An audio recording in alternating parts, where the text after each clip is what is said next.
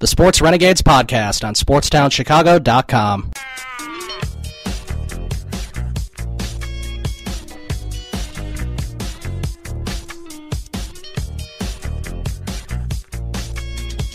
Welcome back to the Sports Renegades here on SportsTownChicago.com. I'm Ryan Stuprich. And I'm Ryan Risky, and we were just got done talking about the moves that the White Sox have made and how that and what it could mean for their future as well. Right. Now we're gonna talk about the Cubs moves that they've made. They kind of were quiet until day 2 of the winter meetings. Before the winter meetings, they acquired Spencer Patton from the Rangers, and then they got left-handed reliever Rex Brothers from the Rockies, yes, which I think is a good move because they needed a new left-handed reliever. Yeah, I definitely agree with that. They needed all the bullpen help they could get, especially with Jason Mott leaving. Right. One of the most important things that I think they did at the winter meetings. Yeah, Jason Mott signed with the Rockies. Cubs trade for Rex Brothers, who's a good left-handed reliever. He strikes guys out. He was kind of injured last year. Yeah, hopefully that doesn't happen because that was sort of the thing that happened with Mott. He was okay, but then he got hurt and he wasn't playing. He didn't pitch in September or even late in August. Didn't pitch in the postseason, and then the Cubs re-signed Trevor Cahill, which I was really getting worried that he wanted to start somewhere and he didn't care if the team was good or not. Right. And I guess they promised him they said they're going to stretch him out to let him start because I read he wanted to start, and I think it's a good move. You know, even if he doesn't make the rotation out of spring training, he was so good out of the bullpen last year. Yes, he was. He was lights out. He was one of the most dependable relievers down the stretch. For sure. And they re-signed him to a 1-year, $4.25 million deal. I was so relieved because I was like, of all the guys to re-sign, that's one of the important ones because he was so good for your bullpen, and you need more bullpen help this offseason. And losing him would have been a subtraction to the bullpen. Right. And they probably have some other move plan, maybe to try to maybe sign some reliever, maybe try to trade for someone. There was rumors that they had some interest in Ken Giles before he was traded to the Astros, except for the price that the Astros gave up. The Cubs made the right move not going after him. Yeah, I was surprised that he was signed for that much. Yeah, he was traded for that much, yeah. Yeah, because, he's okay. Well, he's not really great. good. Well, he is lights out. He is lights out. He had 15 saves last year, fastball averages almost 97, had a 170 ERA. Yeah, I'm pretty happy where the Cubs are at right now. Yeah, so am I. But it doesn't look like they're going to go get another starting pitcher, which is okay because they did get one in John Lackey. Right, they signed John Lackey to the 2-year deal, and what I like about the John Lackey deal is that it's a short. This is one thing I think they were looking at. It was a short-term deal.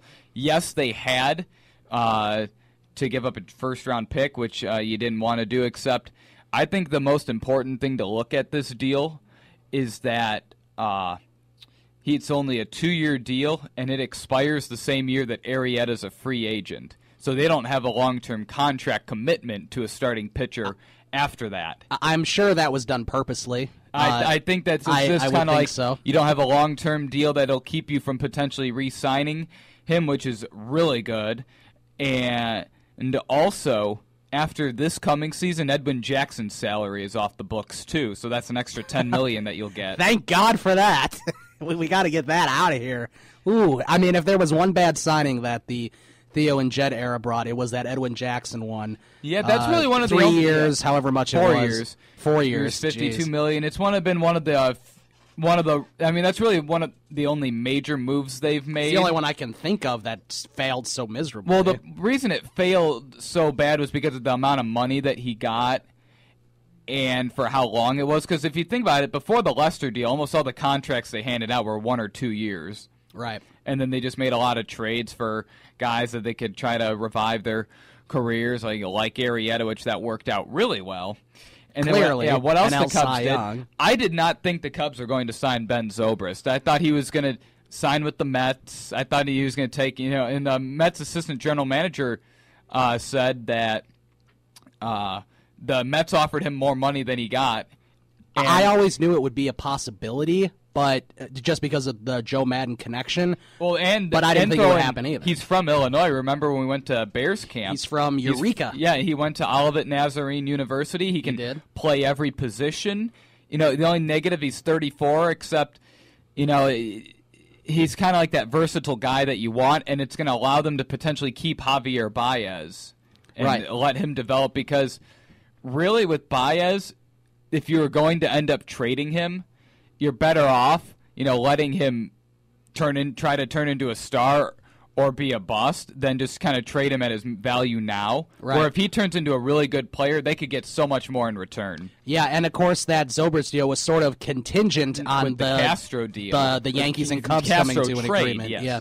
Where the Cubs traded Castro to the Yankees and got swingman Adam Warren, a 28-year-old pitcher who another bullpen help who could be a possible starter. He's a swingman. He's kind of like the guy that can spot start, and that's really good. So they got guys like him and Cahill and Travis Wood in the bullpen that can start when necessary.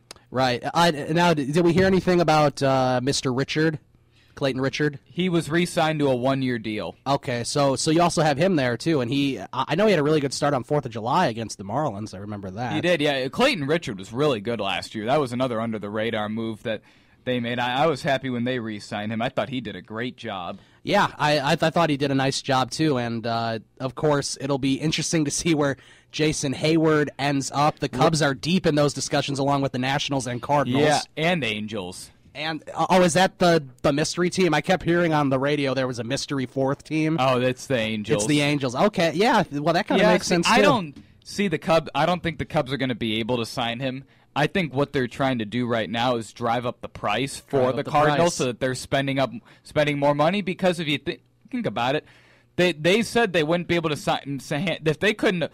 They didn't want to hand out a mega deal to David Price or Zach Greinke or Johnny Cueto, which I get you don't want to do that, except if they couldn't afford those guys, they can't afford a 26-year-old Jason Hayward, who's probably going to command a deal in the 10-year, $200 million range. Absolutely. It'll be tough to get Hayward. Sure, it'd be great if they got him, but I think you're right. Yeah. I think they're driving up the price for possibly St. Louis. I guess that's the hope, but I guess he could go to Washington, too. I don't know. Washington's kind of a screwed-up franchise right now, but after this quick update, we will continue to talk about the Cubs' offseason moves, maybe what they'll do next, and maybe talk a little bit about Starlin Castro and how we think he'll do in New York. And that is right after an update. At 6:30, I'm Ryan Risky with your SportsTownChicago.com update, brought to you by the Illinois Center for Broadcasting. The baseball winter meetings wrapped up today. The White Sox traded for third baseman Brett Lowry from the Athletics last night. Blackhawks play the Predators tonight at 7 o'clock. While Patrick Kane looks to extend his point streak to 24 games, the Blackhawks are currently leading the Predators by only 1 point in the division. Scott Darling gets the start in net tonight. The Bulls look to rebound against the Clippers at home after another tough loss last night to the Celtics, losing 105-100. The Bulls will be looking to stop a 3-game losing streak. In Thursday night football action, the NFC West Division leading Cardinals take on the NFC North Division leading Vikings. I'm hoping Carson Palmer has a good game for me, fantasy-wise. I really need him to come through here against the Vikes. The Nationals traded infielder Yunel Escobar to the Angels in exchange for minor league pitcher Trevor Gott. Escobar batted .314 for the Nationals last year. The Astros fortified their bullpen, re-signing left-handed reliever Tony Sipp to a 3-year, $18 million contract, and trading for Phillies hard-throwing closer Ken Giles for 4 prospects. The package going back to the Phillies includes pitchers Vincent Velasquez and Brett Oberholzer, and also includes top outfield prospect Derek Fisher. This has been your SportsTownChicago.com update, brought to you by the Illinois Center for Broadcasting. For more information, visit BeOnAir.com. I'm Ryan Risky.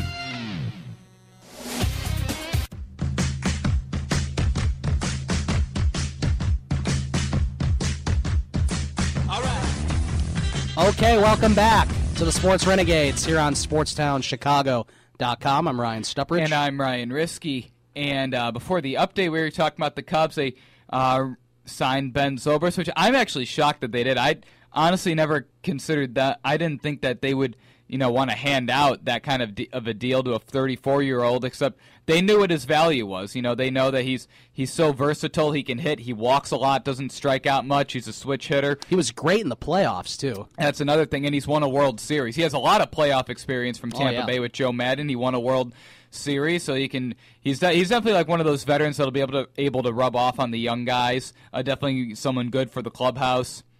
And then, of course, it's sad that they had to trade Castro because he nearly had 1,000 hits in his 6 years with the Cubs. Right, and that was crazy. I think he led the league, the National League, I think, in all hits in 2011, maybe the whole league. He led Major League Baseball, 207 hits that year, and it's really a shame. Crazy. Because even though he's fallen off a bit the past couple of years, or more of last season, he's been so good. And it's kind of, he could get 3,000 hits, and I really hope that he goes on to have a really nice career with the Yankees. It's really tough because, Castro's been one of my favorite players on the Cubs for a long time. He has been here through all the losing seasons. I'm happy for him that he finally got to experience a playoff berth, and I think he'll be a good fit with the Yankees. I hope that the big market doesn't put too much pressure on him. Right. I hope the media doesn't shut him down there in New York, because the media can be a little testy there in New York, especially if you're not performing well right away. People will jump on you right away, all the Yankees fans and stuff. And I hope that doesn't happen, because they're really getting a good guy in Starlin Castro. And how much courage it took for him to move from short to second and then perform really well and be the best hitter pretty much on the team in the month of September. So, absolutely. It was great. And he performed pretty well in the postseason. He hit a huge home run in Game 3 against the Cardinals. He did to tie that up at 2, I think. To tie that up at 2 in the 6 home run game.